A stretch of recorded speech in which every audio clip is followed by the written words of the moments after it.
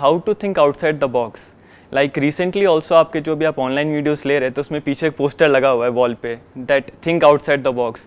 So my question is how to boost your imagination and creativity, कि अगर कोई time bound कोई चीज़ है उसमें मैं अच्छी इमेजिनेशन अपनी निकाल पाऊँ। आउटसाइड द बॉक्स का मतलब क्या हुआ कि जो ऑलरेडी आपकी मेमोरी के अंदर पड़ा हुआ है या ऑलरेडी जो दिमाग में घूमता रहता है 24 घंटे, उससे अलग हट करके कुछ सोचना।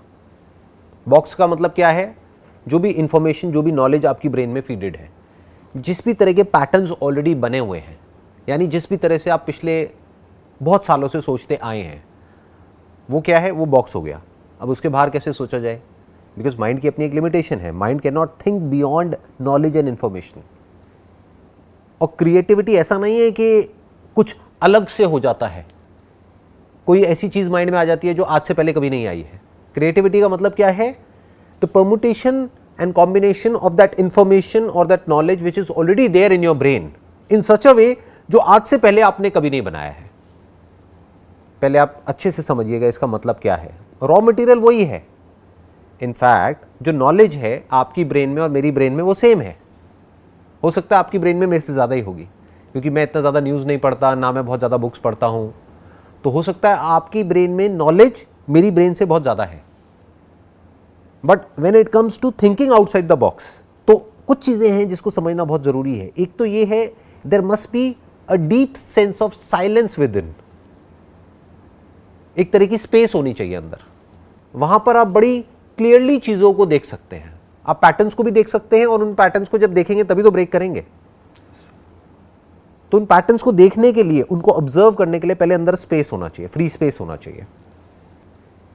अगर अंदर बहुत ज़्यादा शोर है, 24 घंटे हम अंदर कुछ ना कुछ बोलते रहते हैं और कुछ ना कुछ सोचते रहते हैं एक ही तरह से, तो द प्रॉब्लम इज कि हमारी ब्रेन का एक पार्ट तो बहुत एक्टिव है, that is left part of the brain, logical brain, thinking brain, analytical brain, practical brain, वो तो बहुत एक्टिव है। बट जो right side of the brain है, दैट इज क्रिएटिव ब्रेन, वो एक्टिवेटेड नहीं है।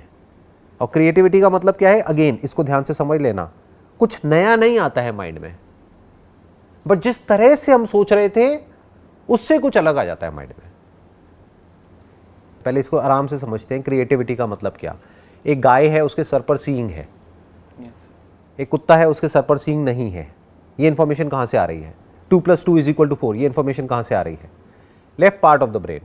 एक है right side of the brain, उसमें आप क्या सोच सकते हो?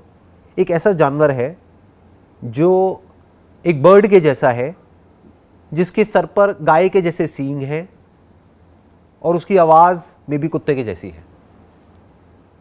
ये क्या है? Thinking outside the box. अब इसका एक दूसरा चैलेंज आएगा। आपने सोच तो लिया, कुछ भी सोच लिया, but it has to be connected to what you want to achieve in life, तभी तो उसका फायदा है। नहीं तो क्या फायदा उसका सोचने का? What you are asking is कि भाई मैं इस तरह से कैसे सोचूं कि जो भी मैं करना चाहता हूं उसको एक तरीके से अचीव नहीं कर पा रहा हूं। Yes sir, exactly. Right? Yes sir. मैं कैसे अलग तरीके से एक्शंस लूं, कुछ अलग करूं जिससे कि मैं उसको अचीव कर पाऊं, क्योंकि एक ही तरह से मैं बार बार ट्राई कर रहा हूं एक चीज को अचीव करने का, वो नहीं हो पा रहा है। यस। कई बार मैंने ट्राई किया। Yes sir. अब बात आती है अलग क्या है? वो अलग तरीका कहां से आएगा माइंड में? पहले तो अंदर एक फ्री स्पेस होना चाहिए। यानी माइंड में अगर पहले से ही एक तरीका बहुत ज़्यादा हार्डन्ड हुआ पड़ा है और वो दिमाग में घूमता रहता है 24 घंटे, कुछ पैटर्न्स बने हुए हैं, तो उन पैटर्न्स को ब्रेक कैसे करोगे? बहुत छोटे छोटे तरीके हैं जिस तरह से आप कर सकते हो। फॉर एग्जाम्पल, एक ही रास्ते से अपने घर से अपने कॉलेज तक जाते हो, इन पैटर्न्स को तोड़ दो। रोज़ अपना डिसाइड करो कि एक अलग रास्ते से जाना है।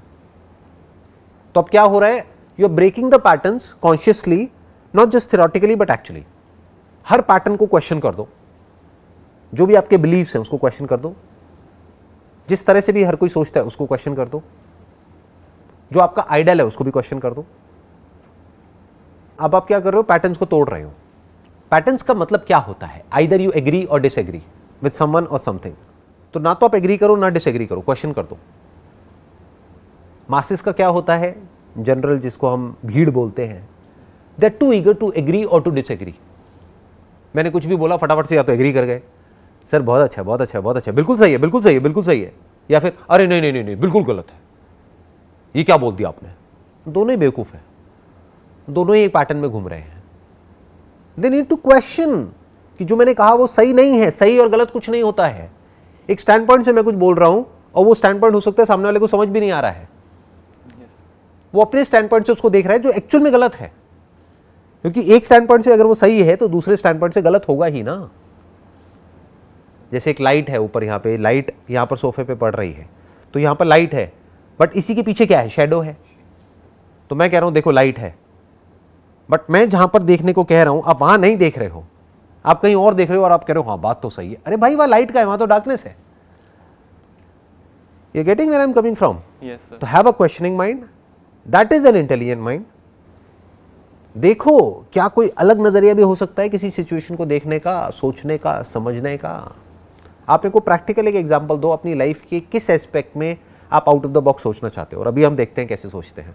सर बेसिकली सपोज करो हमें अभी एक पिक्चर दिखाई जाती है जिसमें कि एक बच्चा अपनी टेबल पे बैठा हुआ है और बुक खोली हुई है और हल्का सा मतलब थोड़ा सैड बिहेवियर में है, मतलब थोड़ा सैड उसका नेचर लग रहा है।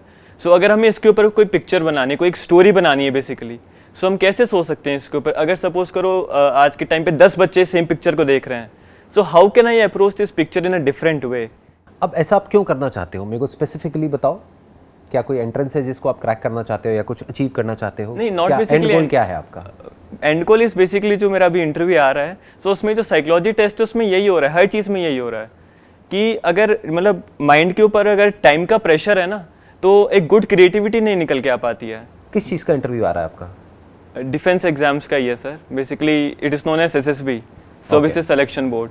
सो उसी में जो साइकोलॉजी टेस्ट हैं उसमें मेरे को थोड़ी प्रॉब्लम आती है। सो बेसिकली आप जो कह रहे हो ना कि थिंक आउटसाइड द बॉक्स, तो वहाँ पे क्या होगा, अगर माइंड के ऊपर प्रेशर है तो वही लिखेंगे जो दिमाग में पहले से हमारे पड़ा हुआ है, या जो फीड मैं घर से करके जा रहा हूँ। तो कहीं ना कहीं मैं उन्हीं आइडियाज़ को उस पिक्चर से रिलेट करने की कोशिश करता हूँ, जो कि गलत हो जाता है काफ़ी बार। सो ऑन द स्पॉट अगर मुझे क्रिएटिविटी अच्छी करनी है या फिर बाकियों से कुछ अलग दिखाना है साइकोलॉजिस्ट को, जो कि वो पिक्चर को चेक करने वाला है, so how to do that sir? ये बेसिकली मेरा क्वेश्चन था। अभी आप खुद करोगे यही चीज़ यहीं पे ऑन द स्पॉट, राइट? तैयार हो जाओ, पूरी तरह से अपनी ब्रेन को अलर्ट कर लो। सबसे पहला स्टेप है कि आपको पहले से कुछ भी सोच करके नहीं जाना है, क्योंकि आपको पता ही नहीं है कि वहाँ पे क्या पिक्चर दिखाने वाले हैं। Exactly sir. और सामने साइकोलॉजिस्ट बैठे हैं, वो साइकोलॉजिस्ट क्या देखना चाहते हैं कि आपकी जो थिंकिंग है उसके थ्रू वो इंटरप्रेट कर रहे हैं कि आपकी पर्सनैलिटी क्या है। Yes sir. And that personality whether it is suitable for what ever that position is. मान लेते हैं एयरफोर्स में आप जाना चाहते हैं, तो अब वो ये देखना चाहते हैं कि क्या ऑन द स्पॉट आप डिसीजंस ले पा रहे हो या नहीं ले पा रहे हो, whether you are a quick thinker और you are a sluggish thinker, वो ये देखना चाहते हैं। Yes sir, exactly. तो सबसे पहले तो इसको ब्रेक करने का तरीका क्या है, पहले से कुछ भी सोच करके मत जाओ। Be like a clean slate, जो मैंने स्पेस की बात करी थी ना थोड़ी देर पहले, साइलेंस, खालीपन, साइलेंस, स्पेस। सोचो एक कमरा भरा पड़ा है, वहां पर आप कैसे मूव करोगे? एक कमरा खाली है तो आप कहीं भी मूव कर सकते हो, इसको क्रिएटिविटी कहते हैं। तो अब सवाल उठता है कि ये इस सिचुएशन में, ये जो अभी आपने एग्जांपल दिया, अब आप बताओ इसमें कैसे आउट ऑफ द बॉक्स सोचोगे? Okay, so I basically discuss this picture yesterday night only, जो हम लोग शाम को प्रैक्टिस करते हैं, जो 8-10 बंदों का ग्रुप है टेलीग्राम पे। So the picture was basically a boy sitting on his study table, books were open, और वो हल्का सा सैड बैठा हुआ था, and there was a lamp on the table as well. So the picture which I wrote was that Anil was a BSc final year student, and he had his final semester exams coming after 2 weeks. Since he was a good badminton player at the college level, so he was busy in his inter-college tournaments and could not focus much in the class. So due to which, when he came to know about his exams, he was a bit worried about seeing the syllabus. So then I wrote basically actions, what actions he will be taking, like he talked to his classmates, asked for the notes, practiced previous year question papers, and how he then cleared his semester exam with good marks. So this was the story which I made. अब ध्यान से समझो, अगर मैं एक psychologist हूँ जो बैठ करके आपकी स्टोरी को सुन रहा हूँ, जज कर रहा हूँ, what's in it for me, मुझे क्या मिला? इसको बोलते हैं एक्चुअल में thinking out of the box. पहले आपको समझना पड़ेगा कि वो जो सामने वाला पर्सन है, जो इंटरव्यूअर है, वो एग्जैक्टली क्या देखना चाह रहा है, ये टेस्ट हो क्यों रहा है, what is the reason behind it. पहले इसको पढ़ो कि टेस्ट कब शुरू हुआ था, क्यों शुरू हुआ था, किस लिए करते हैं, वो क्या देखते हैं, तो आपको समझ आएगा उनकी साइकी क्या है। तो अब आपकी थॉट प्रोसेस वहां से अलाइन होगी। नहीं तो आप कुछ भी कहानी सुना दोगे। It is just one of the stories जो बाकी सब सुना रहे हैं। Yes sir. तो पहले तो आपको ये समझना पड़ेगा ना कि मैं क्या देख रहा हूं आपकी स्टोरी में, क्योंकि मेरा इंटरेस्ट आपकी स्टोरी में नहीं है, मेरा इंटरेस्ट है आपकी पर्सनैलिटी में, आपकी वे ऑफ थिंकिंग में, क्योंकि वो स्टोरी से आएगी। वो स्टोरी से पता लगेगी ना। मे बी बाकी सब वहां पर जो भी आ रहे हैं वो सब इसी तरह की कहानी बना रहे हैं, मतलब उनको क्या दिख रही है, वहां पे सैडनेस दिख रही है। और आपको एक बहुत मजेदार बात बताता हूं, as a psychologist, I am not a psychologist but I understand psychology and I have passion in it. तो जो भी आप बोल रहे हो ना, आप उसके बारे में नहीं बोल रहे हो, आप ये दिखा रहे हो आप क्या हो। द मोमेंट यू से ही सैड, यू आर सैड। तो आपको सबसे पहले क्या करना है, वहीं पे क्वेश्चन मार्क लगा देना है। May be he is not sad, वो तो बैठा है पढ़ाई कर रहा है, he is basically thinking about solving a problem. वो पिछले 2 घंटे से कोशिश कर रहा है उस प्रॉब्लम को सॉल्व करने की, लेकिन अभी तक सॉल्यूशन निकला नहीं है, लेकिन अभी कुछ ही सेकंड्स में निकलने वाला है। He has the capability to stay with the problem for hours. अब ये किसके बारे में आप बता रहे हो? उस बच्चे के बारे में नहीं, अपने बारे में बता रहे हो। यही तो वो सुनना चाहते हैं। This is out of the box. ऐसे और कोई नहीं सोच रहा होगा वहां पर। सब क्या कर रहे होंगे, जाकर के कहानी सुना रहे होंगे। कहानियां सुनने में उनका इंटरेस्ट थोड़ी ना है। अगर कहानियों में इंटरेस्ट है तो वो जाकर के मूवीज देखेंगे ना। तो they are not interested in your story, they are interested in you. How are you identifying yourself with that person in the picture? This is exactly what they want to understand. इससे पता लगेगा आपकी thought process क्या है। तो पहले अपनी approach को ऐसा कर दो कि एक्चुअल में आपका जो माइंड है वो सॉल्यूशन ओरिएंटेड हो जाए, क्वेश्चनिंग माइंड हो।